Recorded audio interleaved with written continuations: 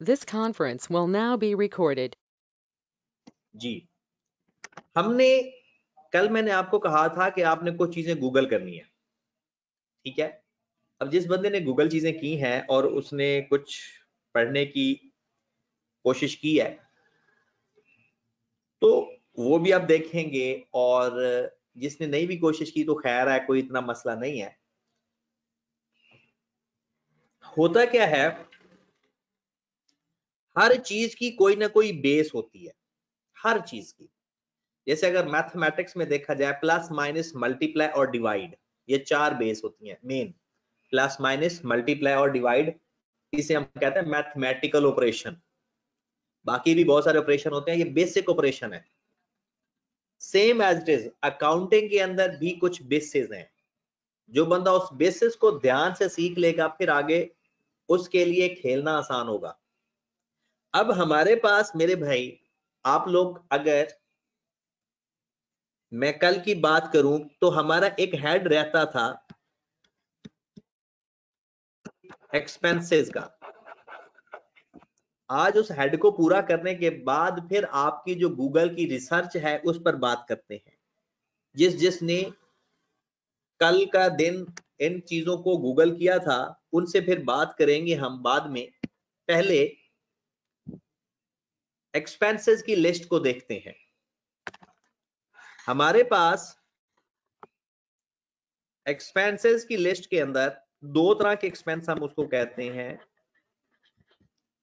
एक है direct expense और एक है इनडायरेक्ट एक्सपेंस।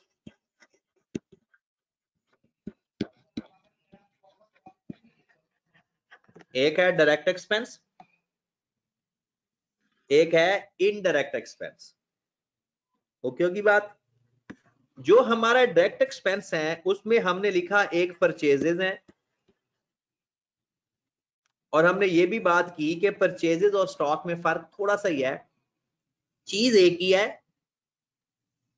जो ड्यूरिंग द ईयर चीज यानी स्टॉक अपना खरीदेंगे तो उसको हम बोलते हैं परचेजेस, और उस साल खत्म होने पर अगर उसी में से कोई चीज हमारे पास अनसोल्ड रह जाए तो उसको हम कहते हैं स्टॉक। कल एक बहुत ही प्यारा सवाल पूछा था एक शख्स ने कि सर, अगर आपका स्टॉक अगले साल भी नहीं बिकता तो क्या उसे हम नॉन करंट एसेट में लिख देंगे? नहीं, ऐसा होता ही नहीं है। ऐसा होता ही नहीं कि आपका स्टॉक 2-2 3-3 साल बिके ही ना, तो फिर आपने बिजनेस ही क्यों करना है? और आप लोगों ने करना ये होता है, आगे हम पढ़ेंगे फाइफो मेथड, मतलब फर्स्ट इन फर्स्ट आउट, कि जो पहले खरीदो उसको पहले बेचो। तो अगले साल हमने पहले बेचना ही वही है जो पिछले साल का बचा पड़ा स्टॉक होगा, ठीक है। तो ऐसा आज तक सिचुएशन नहीं हुई। हाँ, अगर सिचुएशन ऐसी क्रिएट हो जाए तो अकाउंटिंग हमें कहती है कि उस स्टॉक को खत्म कर दो, राइट ऑफ कर दो, अब वो बिकने के काबिल ही नहीं है, ठीक है। तो मेन अभी तक ऐसी सिचुएशन आई नहीं। परचेजेस है, फिर उसके बाद हमने देखा कैरेज इन के बारे में। कैरेज इन के बारे में मैंने आपको बताया कि ये वो एक्सपेंसेस होते हैं जो हमारे स्टॉक को सप्लायर से उठाकर हमारे पास लेकर आते हैं, और वो जो किराया लगता है डिलीवरी एक्सपेंसेस का, जो हम उस किसी कैरियर को किराया पे करते हैं, और इसके कई नाम हैं। इसको ट्रांसपोर्टेशन चार्जेस भी कहते हैं।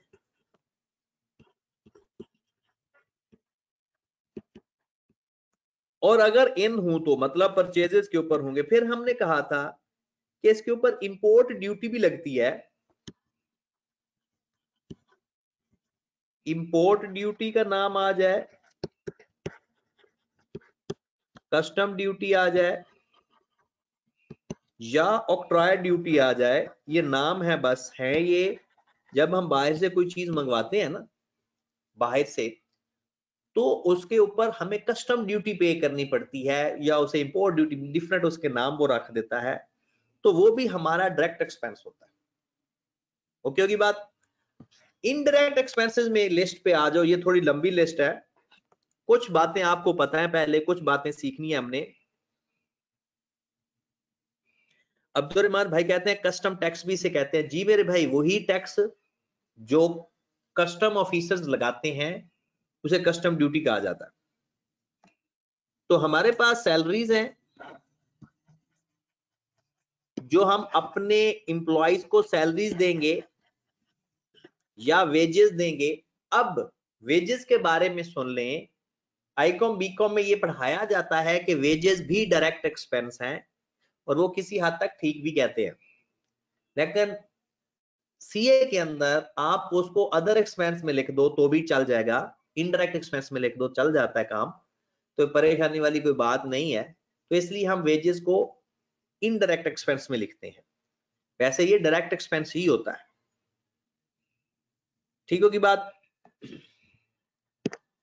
सर ये वेजेस और सैलरीज में फर्क क्या है? रहील भाई मैं बता देता हूँ वेजेस और सैलरी में फर्क। और कुछ लोग कह रहे हैं कि सर लास्ट लेक्चर में गेन और डिस्पोजल पढ़ा था, वो रिपीट कर दें।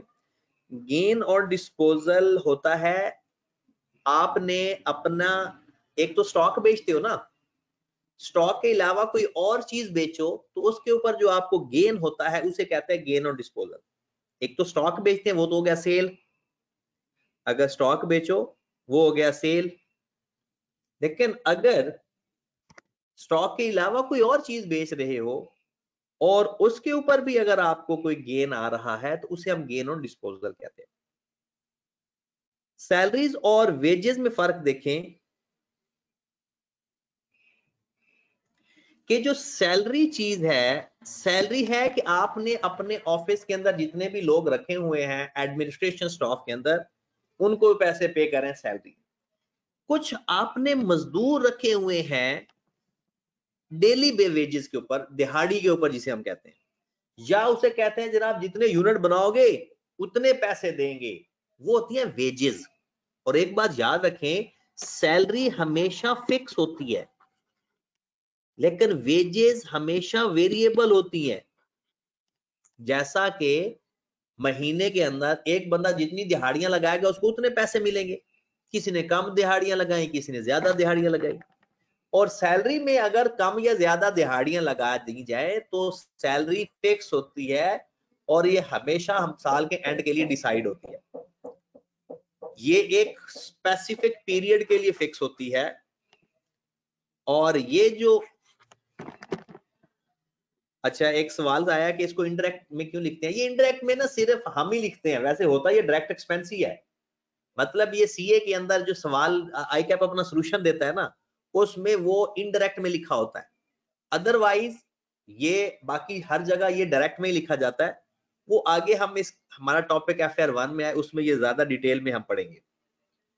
तो सैलरीज फिक्स होती हैं, वेजेस यूनिट बेस पे होती है कि जितना काम करेंगे उतने पैसे मिलेंगे, वो वेरिएबल वेजेस होती हैं। और इवन के पूरी दुनिया के अंदर वेजेस का रिवाज ज्यादा है, सैलरी का कम है। पाकिस्तान में सैलरी का ज्यादा है। जितने भी गवर्नमेंट ऑफिसर है, अगर इसको ये कह दिया जाए कि जितने दिन आप आओगे और जितने घंटे आप काम करोगे आपको पैसे मिलेंगे वरना नहीं, फिर देखना सरकारी ऑफिस भरे ना पड़े हो। और एक दो काम करें, अगर सिर्फ दो काम कर दें, एक जो बंदा डेली आएगा और दूसरा जितने घंटे काम करेगा। इन्होंने घर ही नहीं जाना, इन्होंने, क्योंकि हमारे मुल्क में बर्बादी के जिम्मेदार गवर्नमेंट के एम्प्लॉइज हैं 90%, नॉट 100%, 90%। क्योंकि 10% लोग ईमानदार अभी भी हैं सरकारी दफ्तरों में। सरकारी यानी गवर्नमेंट के ऑफिसेज के अंदर चला जाए, बंदे का दिमाग खराब हो जाता है कि मैं पता नहीं जंगल में आ गया। और यहां तक कि कल आपने शायद खबर सुनी हो कि सिंध का जो कमिश्नर है, हमारे चीफ जस्टिस साहब कहते हैं कि उसको तो कमिश्नर का मतलब पता है क्या होता है, पूरी एक डिवीजन का होल्ड रखने वाला, पूरी डिवीजन का मालिक। उसे पता होना चाहिए कि उस डिवीजन के अंदर मसाइल क्या है। ठीक है, तो उन्होंने कहा जी, चीफ जस्टिस ने कहा जनाब इसको तो पता ही नहीं है कि कराची में चल क्या रहा है, इसको हटा दो, इसको तो कुछ भी नहीं पता। तो ऐसे ही है, बिल्कुल ऐसे ही है। अभी पिछले दिनों में ना पटवारियों की सीटें आई हुई थी, लोगों ने बहुत धड़ाधड़ बेचारे, पटवारी होता है, पहले तो इसका 4था स्केल था, आजकल ये 9वें स्केल पे आ गए हैं। पटवारी 9वें स्केल का ऑफिसर होता है। और मैंने देखा कि लोगों ने एमफिल पीएचडी लोगों बेचारों ने अप्लाई किया हुआ था, एमफिल लोगों ने। हालांकि रिक्वायरमेंट क्या थी, इंटरमीडिएट, सिर्फ इंटरमीडिएट रिक्वायर्ड थी, 12 क्लासें, और एमफिल लोगों ने अप्लाई किया हुआ था। ये हालात हैं। ये नहीं कि ये जो हिसाब किताब, यानी हमारे मुल्क के अंदर प्रॉब्लम ये नहीं है कि नौकरियां नहीं है, ये हरगिज प्रॉब्लम नहीं है। प्रॉब्लम ये है कि एजुकेशन की क्वालिटी नहीं है, हमें कुछ आता ही नहीं है, हम लोग जीरो हैं एजुकेशन के मामले में, रिसर्च के मामले में। हमारे जो गवर्नमेंट या यूनिवर्सिटीज में पढ़ाया जा रहा है या प्राइवेट यूनिवर्सिटीज में पढ़ाया जाता है, वो खोते तैयार कर रहे हैं, एजुकेटेड पर्सन तैयार नहीं कर रहे। और नहीं है सर, जिस तरह आप देख लें लम्स के हैं और नस्ट के हैं, वहाँ के बच्चे पढ़ रहे हैं, अब उनकी डिग्री अच्छी खासी डिग्री है, तो लेकिन फिर भी बात ये नहीं है कि एजुकेशन ठीक नहीं है। बात ये है कि पाकिस्तान में उन्होंने एजुकेशन को ही इस तरीके से उन्होंने एक तरह का बदनाम किया हुआ है कि आगे जॉब नहीं मिलती, 3-3 4-4 साल बच्चे रुल रहे हैं। ऐसे पे बात बड़ी अच्छी बात की, जैसे आपने लम्स की एग्जांपल दी, बिल्कुल सही कहा। आईबीए भी है और इनके बच्चों में नॉलेज भी होता है, इनके बच्चों में नॉलेज भी होता है। आप देखें कोई भी बच्चा लम्स से एमबीए किया हुआ आज तक फ्री नहीं होता। वजह ये नहीं है कि वो महंगी यूनिवर्सिटी है, वजह ये है कि उनको चीजें आती हैं।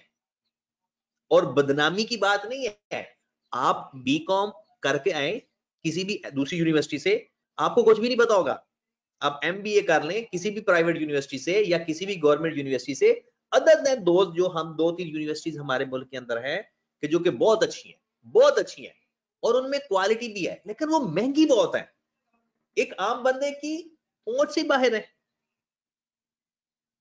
ये नहीं आप जैसे लम्स की एग्जांपल दे रहे हैं और मेरे पास इतने पैसे नहीं है कि मैं लम्स से कोई डिग्री हासिल कर सकूं। हमारी एजुकेशन जो बाकी है ना, आप तो ए लेवल करके आए हैं तो आपको इतनी आइडिया नहीं है चीजों का। ये बाकी एजुकेशन में बीकॉम का सिलेबस अगर देखा जाए ना, सीए से ज्यादा है। बीकॉम का सिलेबस सीए से ज्यादा है और सारा सीए वाला सिलेबस है। और इस मामले में अगर बीकॉम एक बंदा करके आता है आम कॉलेज से, उसको कुछ भी नहीं पता। चले, हमारा टाइम इस पे लग जाएगा ज्यादा, किसी फिर कभी डिस्कस करेंगे। हम अपनी वापस एक्सपेंसेस की लिस्ट में आते हैं। उसके बाद है जनाब कैरेज आउट या कैरेज ऑन। एक होता है कैरेज इन, जब हम कोई चीज खरीदें तो किराया पे करेंगे तो वो कैरेज इन होता है, वो डायरेक्ट एक्सपेंस होता है। और एक होता है कैरेज आउट, जब कोई चीज बेचें और हमने अपनी चीजें भेजी एक कस्टमर को, उस कस्टमर तक ले जाने का जो किराया बनेगा उसे हम कहते हैं कैरेज आउट। ये होता है कैरेज ऑन सेल।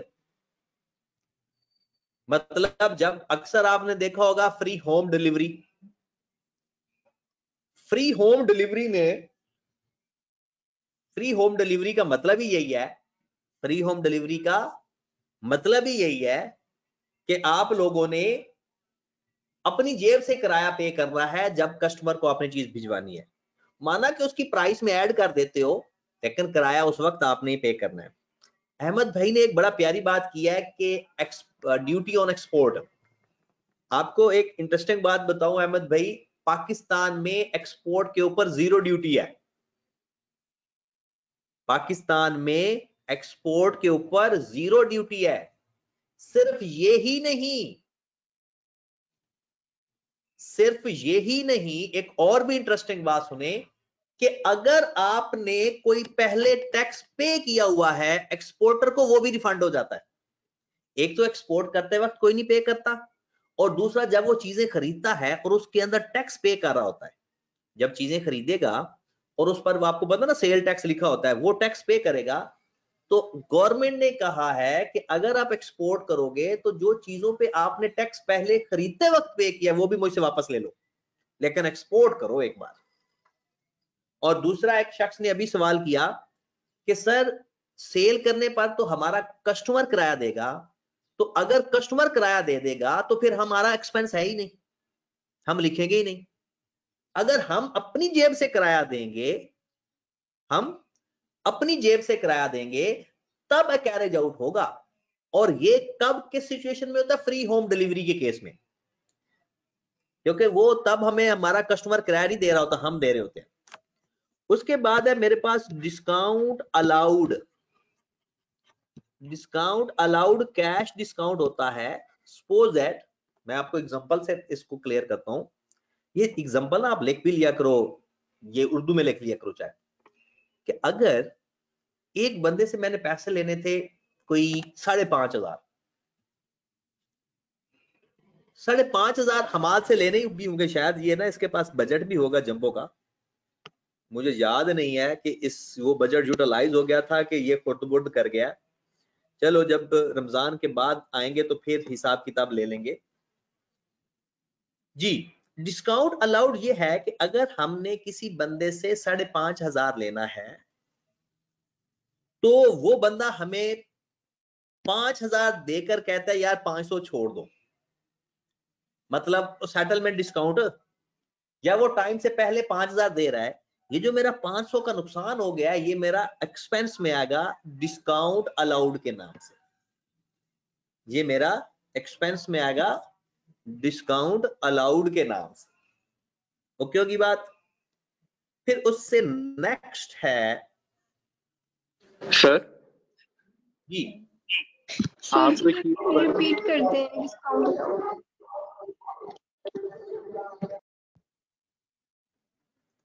किसको रिपीट करना तलबिया बेटा? सर ये डिस्काउंट अलाउड को। और एहसन ने क्या सवाल पूछा है? सर मैं पूछने लगा था, ये इंटरफेयर करने था पहले। अच्छा सर, मैंने कहना था आप कोई चीज परचेज करते हो बल्क के अंदर, तो उसमें आगे ऑप्शंस होते हैं कि आपने जो कैश पे करना है, बाय हैंड पे करना है, बाय कार्ड पे करना है।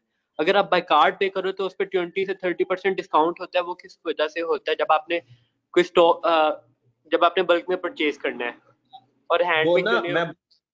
बताता हूँ। ये जो डिस्काउंट है ना, इसके पीछे ना बड़ी स्टोरियां चलती हैं, और ये FR1 में एक टॉपिक है IFRS 15 रेवेन्यू रिकॉग्निशन, वो उसके अंदर ये कवर होगा कि जब हमें कोई, आपने अक्सर देखा होगा कि आपसे ये भी कहा जाता है कि जनाब अगर आपने हमसे 1,000 रुपए की चीजें खरीद ली तो हम आपको एक वाउचर देंगे कि आप अगर फ्यूचर में हमारे पास आएंगे तो हम आपको 5% डिस्काउंट देंगे। ये जो डिस्काउंट होता है ये आ जाता है कॉन्ट्रैक्ट विद द कस्टमर, ये टॉपिक का नाम है कॉन्ट्रैक्ट विद द कस्टमर।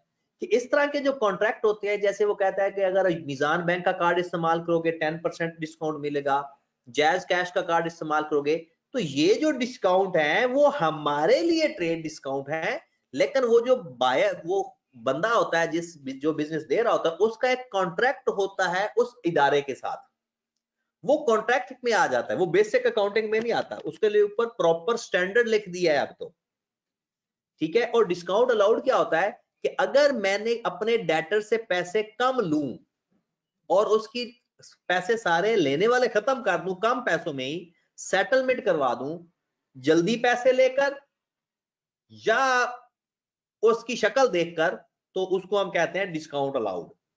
मतलब आपने किसी से 5,100 लेना था, उसने आपको 5,000 देकर सारे पैसे खत्म करवा दिए, तो ये जो 100 का जो आपका नुकसान हो गया ना, वो डिस्काउंट अलाउड है, ठीक है।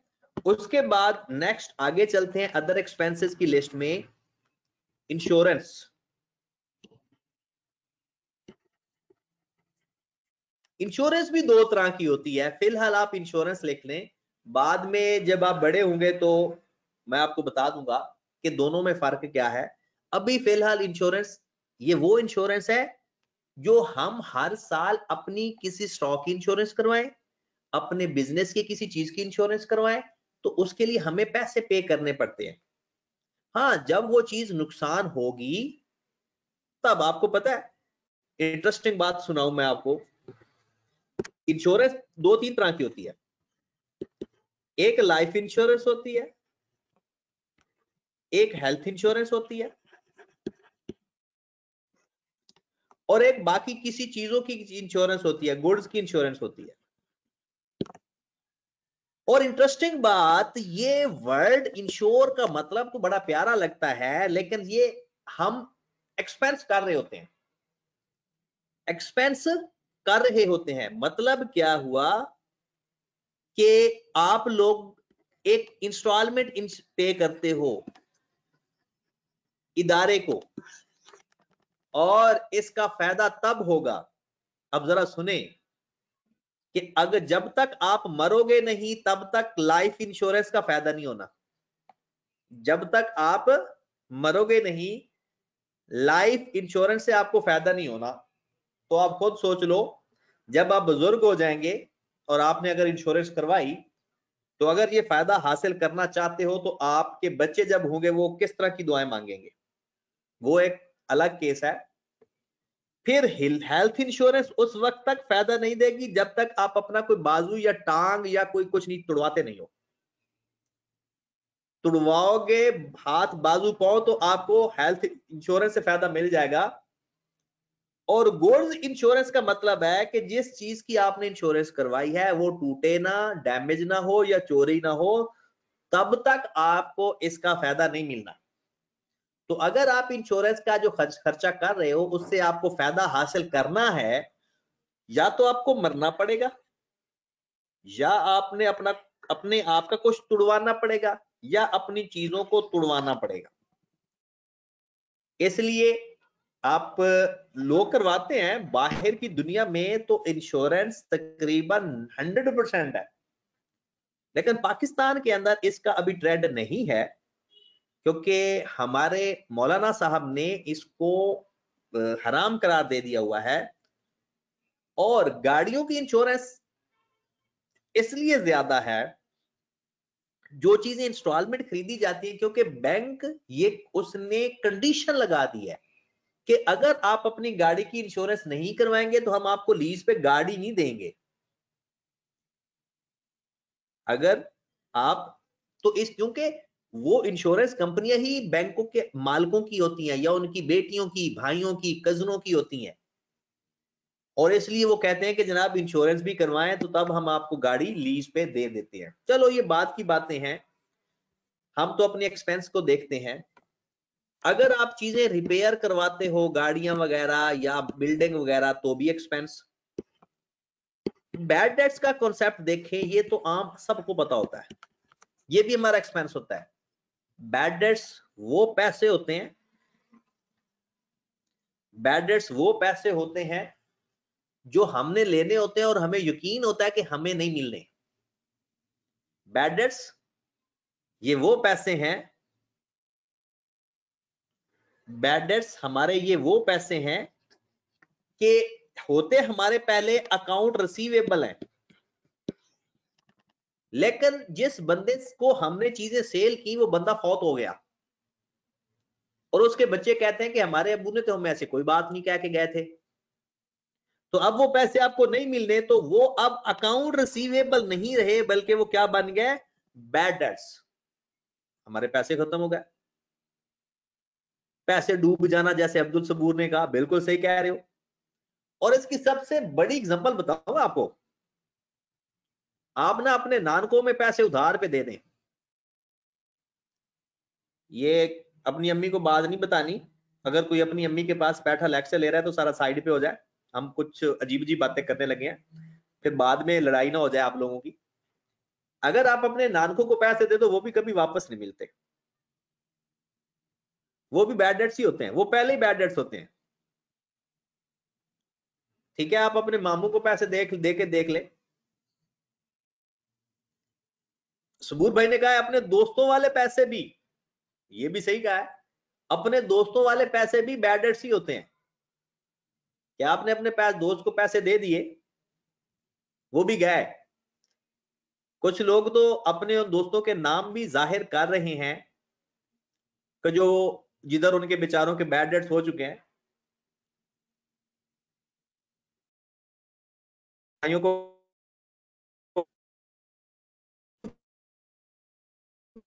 हाँ बहन भाइयों को पैसे देने वाले, वैसे ना बड़े दुखी दुखी लग रहे हो सारे, सब सूरत में बैड डेट्स हुए हैं।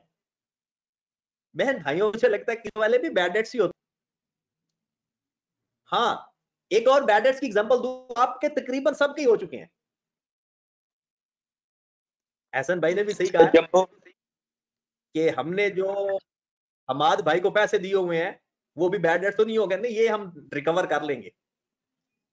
एक बड़ी कमाल बैड डेट्स की एग्जांपल देने लगा हूं, जरा सुने और वो देखना है कि किस किस के साथ वो बैड डेट्स हुए हैं। लो, हमजा ने कह भी दिया कि छोटे होते जब हमें ईदी मिलती थी और हमारी अम्मी कहती थी ये मुझे पकड़ा दो फिर मैं आपको दे दूंगी। ये कितने लोगों के बैड डेट्स हैं?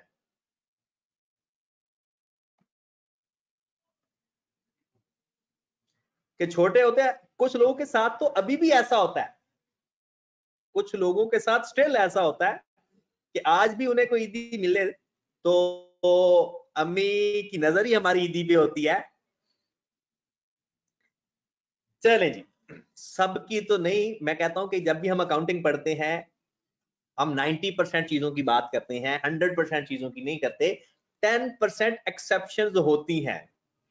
चलें जी, लेकिन हम बिजनेस के बैड डेट्स पढ़ रहे हैं कि हमारा कोई डेटर ने पैसे ना दिए, वो बाहर चला गया, या एक बात अकाउंटिंग में कहती है कि एक बंदा अगर आपको ढेर सारे दिनों तक पैसे नहीं दे रहा तो उसको भी बैड डेट्स कर दो। ठीक है, कि अगर वो काफी टाइम गुजर गया तो वो पैसे नहीं दे रहा तब भी बैड डेट्स कर दो। वो बंदा फौत हो गया, उसका कोई मिल ही नहीं रहा, पता नहीं मिल रहा, तब भी बैड डेट्स कर दो। वो वैसे ही मुकर गया है तब भी बैड डेट्स कर दो। या आपको लगता है कि उस जिससे पैसे लेने उसका बिजनेस को आग लग गई, उसका बिजनेस ही खत्म हो गया, वो बैंकक्रप्ट हो गया, दिवालिया निकल गया उसका, तब भी बैड डेट्स हो जाते हैं। ठीक है, चलें जी आगे चलते हैं। फिर बैड डेट्स से आगे मूव करते हैं, ये भी हमारा एक्सपेंस होता है। स्टेशनरी, अक्सर लोग स्टेशनरी को एसेट समझते हैं। अक्सर लोग स्टेशनरी को एसेट समझते हैं। ये स्टेशनरी हमारा एक्सपेंस लिस्ट में आता है अनटिल एंड अनलेस कि आपका स्टेशनरी का बिजनेस ना हो। अगर स्टेशनरी का बिजनेस होगा तब तो ये स्टॉक में आएगा, लेकिन अगर स्टेशनरी वैसे बिजनेस में इस्तेमाल कर रहे हो, पेपर पेन बोर्ड, तो हालांकि इसकी लाइफ, सपोज दैट कैलकुलेटर है, ये स्टेशनरी फैमिली में आता है। एक कटर होता है, पेपर कटर, स्टेपलर होता है, ये सारे स्टेशनरी है और इनकी लाइफ भी 1 साल से ज्यादा होती है। तो अकॉर्डिंग टू अकाउंटिंग रूल्स इनको तो नॉन करंट एसेट में होना चाहिए। अकॉर्डिंग टू अकाउंटिंग कॉन्सेप्ट इनको कहां पे होना चाहिए? नॉन करंट एसेट के अंदर होना चाहिए। लेकिन ये होते कहां पे हैं? एक्सपेंसेस के अंदर। इसकी एक वजह है, वो हम बताएंगे बड़ी डिटेल में, उसका नाम मैं अभी बता देता हूं। अकाउंटिंग में लिखा हुआ है मटेरियलिटी।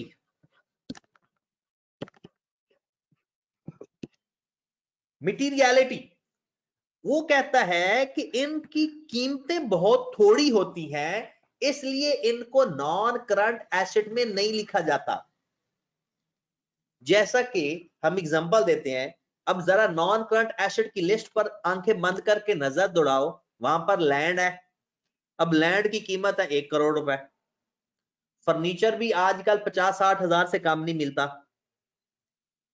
व्हीकल्स भी 10-12 लाख से कम नहीं मिलता कोई आम सा भी। प्लांट एंड मशीनरी भी लाखों के हिसाब से कीमत होती है।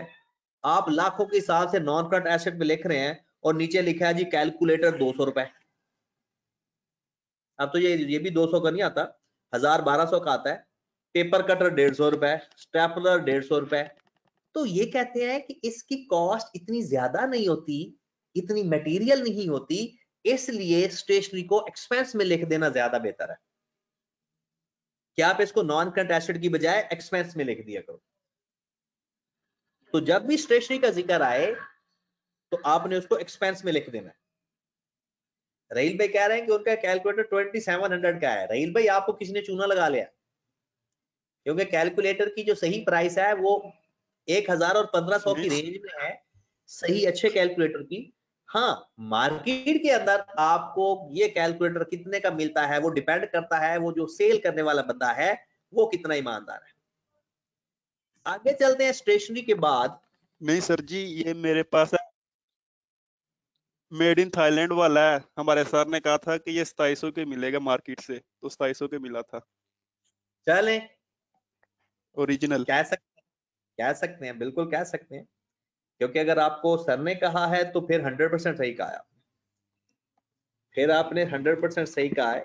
उसके बाद है rent. Yes sir, sir Dawood ji, Shahid ने कहा था। आपने पे किया, ये भी हमारा एक्सपेंस होता है। उसके बाद रिपेयर, हम अगर कोई यूटिलिटीज बिल आ जाते हैं, यूटिलिटीज बिल में क्या क्या चीजें आती हैं, ये आपका बिजली का बिल,